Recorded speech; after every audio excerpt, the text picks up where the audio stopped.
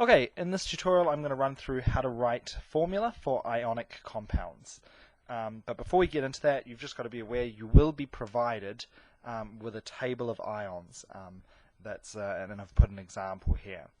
You should be familiar with what these ions are called. Now there's only a couple in there that you might sort of not be familiar with already. The rest are pretty straightforward.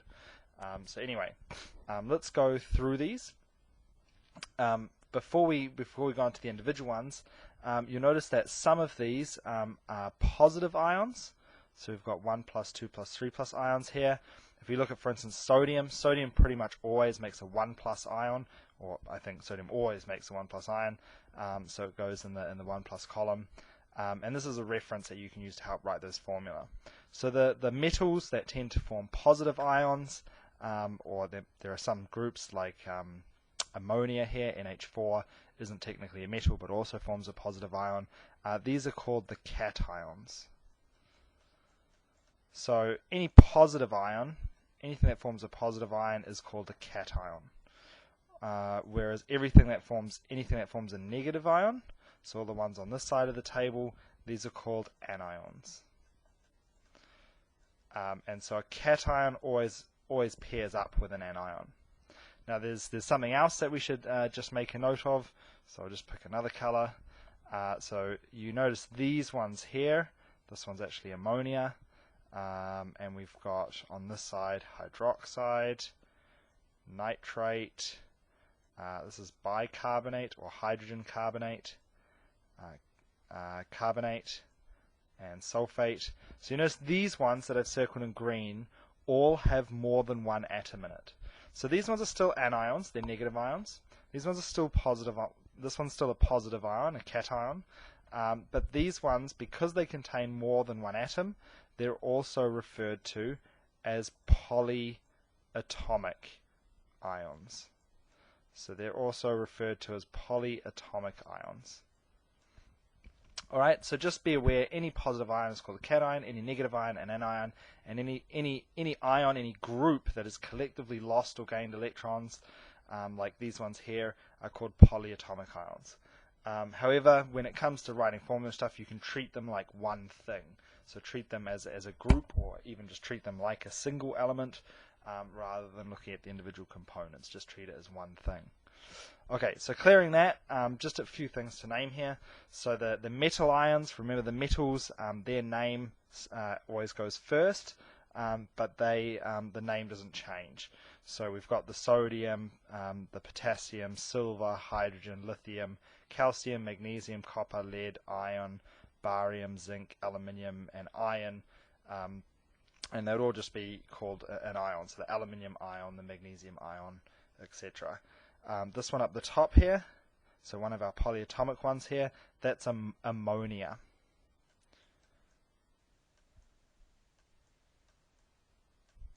And actually, I believe that the ion is actually called the ammonium ion, so I-U-M, A-M-M-O-N-I-U-M, ammonium ion.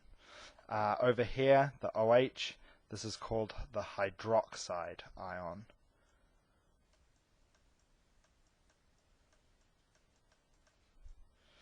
Sorry, still trying to draw with the mouse. Okay, the hydroxide ion. Alright, this one here, you can actually just follow the naming rules we looked at earlier. So it'll be something carbonate. So this is carbonate. So we've looked at that one. I think you'd all be okay with that. Carbonate. This one here, again, follows the same naming. So it'll be something sulfate. So instead of sulfide, it's sulfate, because it's already got it's also got oxygen in it. So if you're not sure what I'm talking about, watch one of my previous videos on naming compounds. This one here, same again, follows our regular naming. Something instead of nitride, it's going to be nitrate. So this is the nitrate ion. And the last one here, you can see it's similar to this one over here, the carbonate. So it's hydrogen carbonate or bicarbonate. There's often another name for it. So you can call it either hydrogen carbonate or bicarbonate.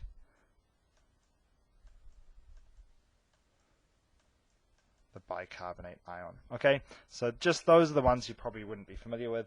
The rest are also like on this side, for instance, are oxide, sulfide, chloride ions. So just go through the polyatomic ones again: ammonium, hydroxide, carbonate, sulfate, nitrate, and bicarbonate. So I think those are probably the ones that you'd be expected to know. Alright, so let's clear that. Now let's basically get in or on with actually using these things. So using your ion table to actually write some formula. So here we go. Copper oxide. Copper oxide, well, first off, we know the symbols for these things. So let's write those in. Copper and oxygen.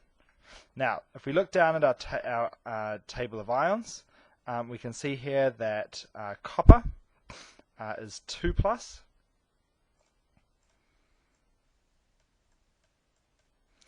and oxygen is 2-.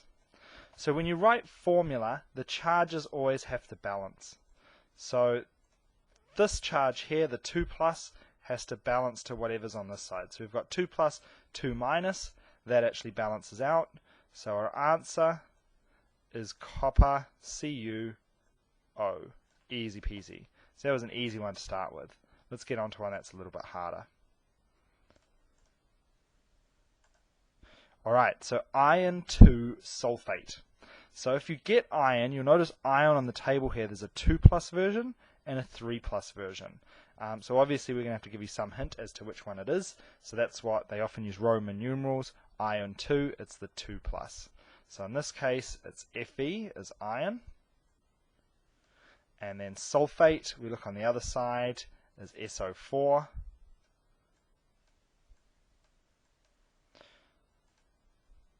Iron has a 2+ in this case charge.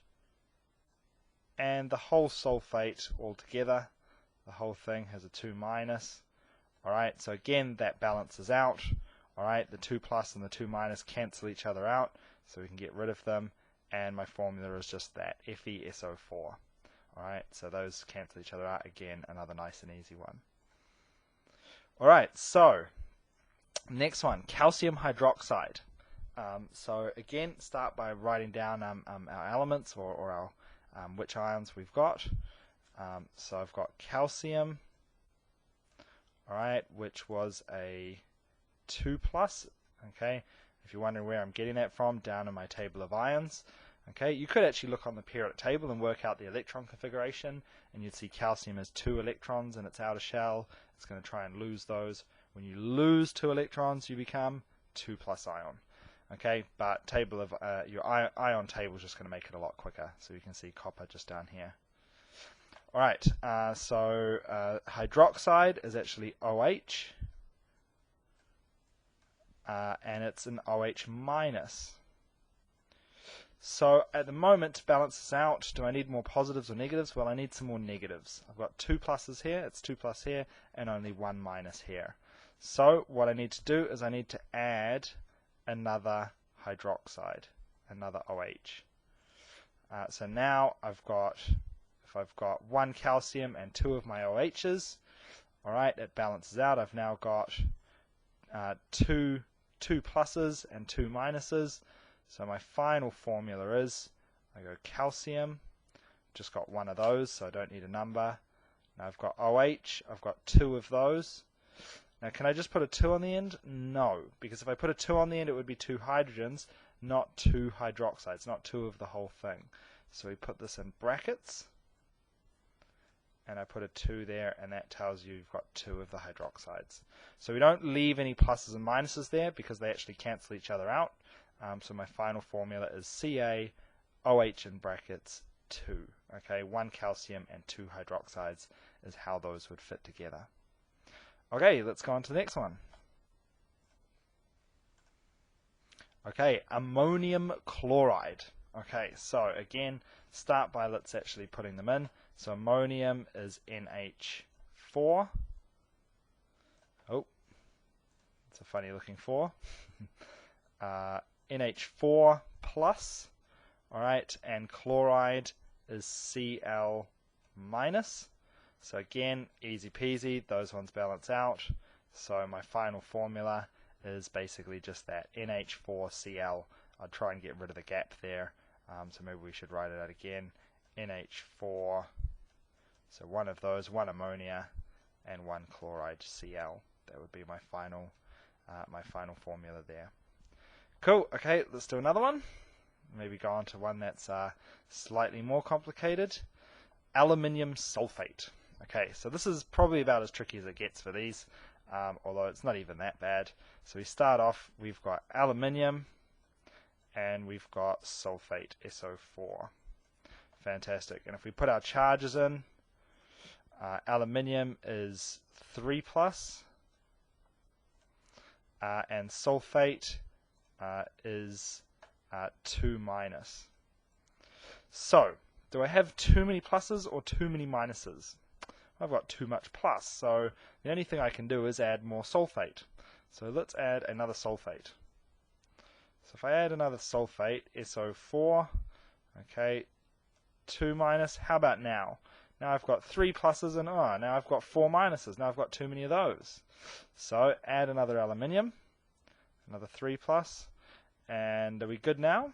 No, now I've got too many pluses again. I've got 6 pluses and 2 minuses. But so if I add another one to this side, so we keep adding to each side until we get a balance. So how about now? Now it works. Alright, so 6 pluses on that side, 6 minus on that side, so that's my overall combination. So my final formula is Al, how many of them have we got? 2, alright, and then SO4, okay, and we've got 3 of them. Well, if I put a 3 here, that would make it SO43, so that's not going to work. So again, in brackets, so we're saying we've got 3 lots of the whole thing, we put a 3 there. Okay, so 2 aluminiums, the 2 goes here, 3 sulfates, the 3 goes here. That's my final formula. So really, it's not that bad. Okay, so let's go on to our next one. Let's try this one, calcium bicarbonate. So again, calcium, Ca, alright, 2+, looking at my ion table down here, there's calcium, 2+, alright, and then bicarbonate is our, or hydrogen carbonate is the other name, is HCO3, and it's a 1-. So I've got 2 pluses on that side, 1 minus on this side. Well, I've got more plus than minus, so I need to add another one of these in to balance it out. HCO3 minus, fantastic. So now it's balanced, 2 positives, 2 negatives on that side. Alright, so my final formula, calcium bicarbonate, HCO3. Okay, we need 2 of that, so again, in brackets, and whack a 2 on the outside. So there we go, that's the formula for that one. Okay, so I think we're starting to get the hang of it. That was the last one. Now I will show you the cheater way to do it. There is a cheap, simple, quick way of doing some of these. But it is, I think, valuable to do the actual balancing of the charges. I think there is actually some value to doing that. But if I come back to my aluminium sulfate, Al 3+, SO4 2-, you can do what we call swap and drop, and that means taking that number and bringing it down here, and taking this number and bringing it down here. So Al2, SO4, now we need to put that one in brackets though, and bring the 3 down here. So by putting this number down here, having 2 of those, bringing the 3 down here, having 3 of these, we actually get the same answer. So we often call that the swap and drop method. But I prefer you actually write it out like I did before, getting them to balance, counting up the total numbers in pluses and minuses, because you're less likely to make mistakes, and it actually requires you to understand what you're doing. And when you go into the senior levels, that's quite important, that you actually understand why you're using those numbers rather than just swapping and dropping them, because that's how you get the answer. Alright, so I hope that helped. I've gone through a few examples there. You could try piecing these together in all the different combinations and writing out some formulas yourself, but I think we've done a fair few there, so I'll call that a day. Cool.